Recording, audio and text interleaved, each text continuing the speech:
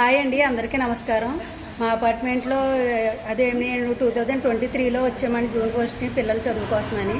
ఈ అపార్ట్మెంట్లో వన్స్ గారు అనే ఆవిడ ఉండి మొత్తం అన్ని ఫ్లాట్లకి కవర్స్ పంపించి ప్లాస్టిక్ అసలు వాడొద్దు అని పొడి చెత్త తడి చెత్త వేరువేరుగా వేయమని పంపించేవారు. ఆవిడ నేను అసలు చూడలేదండి. ఇలా పలానా ఆవిడ పంపిస్తుంది అనేవారు. పనావిడ వచ్చి ప్రతి బుధవారం వచ్చి కవర్ ఇచ్చి కాలింగ్ బెల్ కొట్టి ఏమంటే పొడి చెత్త ఉందా తడి చెత్త ఉందా అని అడిగేది.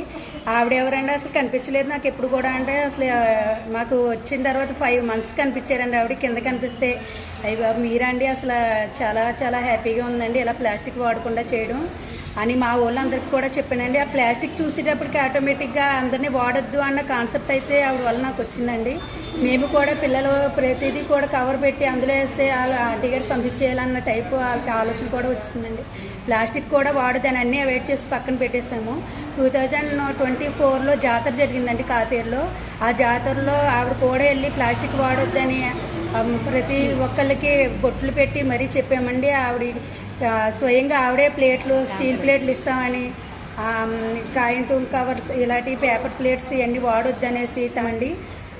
ఎన్టీ రాజపురం వాళ్ళ మా రిలేటివ్స్ ఒకలేనండి. వాళ్ళ ఫంక్షన్లో టీ కప్స్ కప్పులు మట్టి టీ కప్స్ అండి మళ్ళీ వాడిచ్చారు. వాడిచ్చిన తర్వాత అవన్నీ వాడాక రగులు ప్లేట్లు చెక్క స్పూన్లు ఇవన్నీ వాడిచ్చారు. మా వాళ్ళందరూ కూడా చూసి ఇలా మా అపార్ట్మెంట్లో ఉంటున్నారు వనజ గారు ఈవిడే ఇవన్నీ చేస్తున్నారంటే మన ఫంక్షన్లకు కూడా ఇలాగే చేద్దామనేసి మేము అందరూ ప్లానింగ్లో ఉన్నామండి. ఆవిడ చేయడమే కాకుండా మనం చేసి ఎదటోళ్ళకి కూడా చెప్పాలని మేము నిజంగా ఆవిడకి సపోర్ట్, మేము ఫుల్ సపోర్ట్ అండి. Avoid plastic, save environment, avoid plastic. Plastic బస్తాలన్నీ అక్కడ పెట్టించేసాను కాయంతో ఏరించి. అవునండి, మీరు ఏంటి జిఎస్ఎల్? ఓకే, మీరు కూడా సెపరేట్ చేశారా? ఓకే ఓకే, థ్యాంక్స్ అండి. ఓకే బాయ్ అందరికి, బాయ్.